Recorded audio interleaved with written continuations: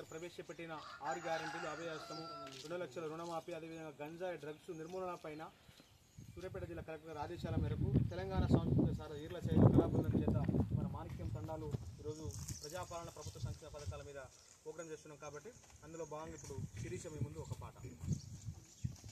అమ్మ తెలంగాణ కొత్త పొట్టు ఒడిసెనే, పల్లెలన్నీ మురిసెనే, పేదల సర్కారే